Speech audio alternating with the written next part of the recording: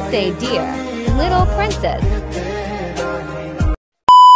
Hello everyone, আসসালামু আলাইকুম। কেমন আছো সবাই?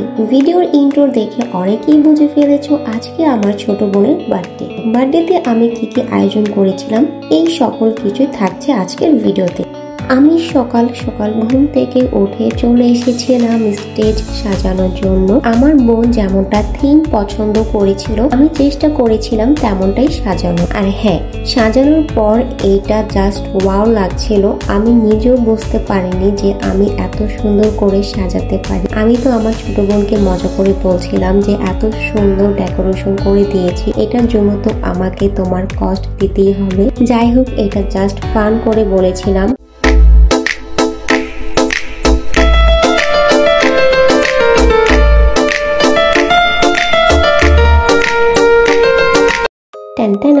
এটা ছিল আমার বার্থডে গার্লের বার্থডে কেক। বার্থডে গার্লের বার্থডে থিম ছিল পুরো পিঙ্কিশ টাইপের, যার জন্য কেকটাও ছিল এত cute, just wow. Finally now it's the birthday girl full look.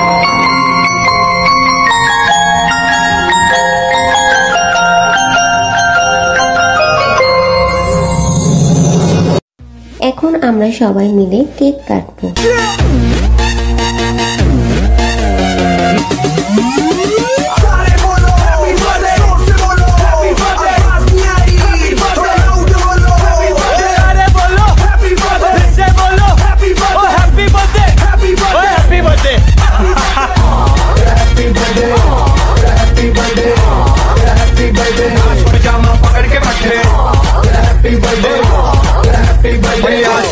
जब तक फटते नाच पिजामा पकड़ के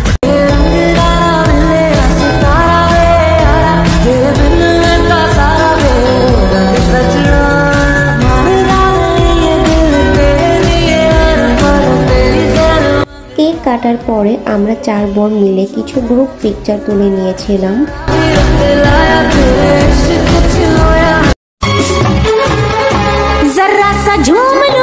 अरे ना रे ना रे ना, जरा सा घूम लूं मैं, अरे ना रे ना रे ना, आ तुझे चूम लूं मैं, अरे ना रे बाबा ना, मैं चली।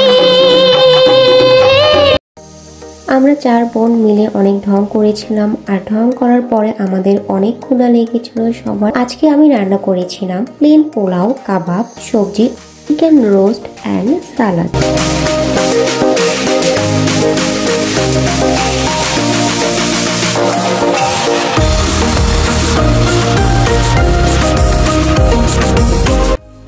আর হ্যাঁ, আমার ছোট বোনের বার্থডে উপলক্ষে আমাদের বাসায় এসেছিল আমার একটা কাজিনের হাজবেন্ড অ্যান্ড হচ্ছে তাদের 2টা ছেলে। আমার ফুপ্পিকে অ্যান্ড মামিদেরকেও ইনভাইট করা হয়েছিল, কিন্তু তারা সিক ছিল যার জন্য আসতে পারেনি। এই তো এখানে হচ্ছে আমার কাজিনের ফুল ফ্যামিলি খেতে বসে, আর তাদের সাথে বসেছিল আমার বাবা অ্যান্ড আমার খালামণি। আমার চাচু একটা ইম্পর্টেন্ট কাজে ব্যস্ত ছিল যার জন্য সে এখানে অ্যাটেন্ড করতে পারেনি, কিন্তু লাস্ট মোমেন্টে সে এসেছিল।